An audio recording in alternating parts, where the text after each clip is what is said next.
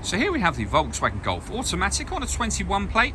I'll start off by showing you inside the boot, and then we'll hop in and run through some controls on the inside from there. As we approach the back of the car, you can see we have reversing sensors.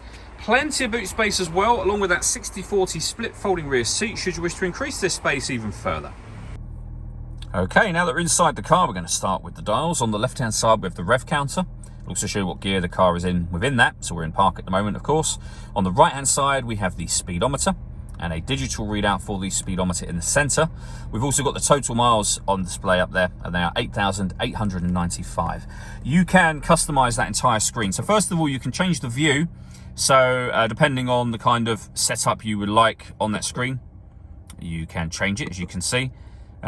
Or even when you're back on that dial section, you can actually customize each of these individual bits. So for example, we could have the fuel gauge over on the left there. We could have the time and date over there.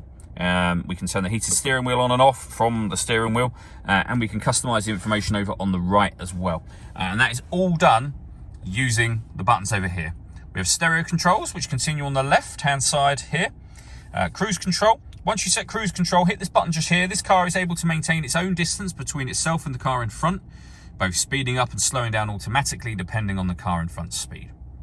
In the centre, we then have the touchscreen for the car. We're on the climate control menu at the moment. We'll come back to that in just a second. We can go back to the home screen. There are a choice of home screens, which you can swipe through up here. You can see we have satellite navigation.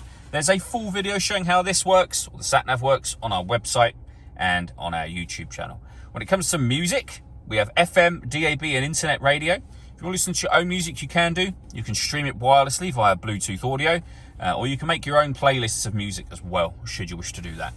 I said I'd come back to the climate control. That is because there are separate buttons just here. So there is one, for example, that brings you up your climate control menu. You can make adjustments to fan speed. You can turn the air conditioning on and off. We can put it onto auto, change the direction the air is being distributed in, change the temperature, of course, as well. There are also buttons for driver assist systems. There's a parking menu button just here, which will open up the parking camera. Putting the car in reverse will do this automatically otherwise. And a driving modes, so you can put the car into eco, comfort, sport, or individual. And under individual, they are all the things you can customize yourself.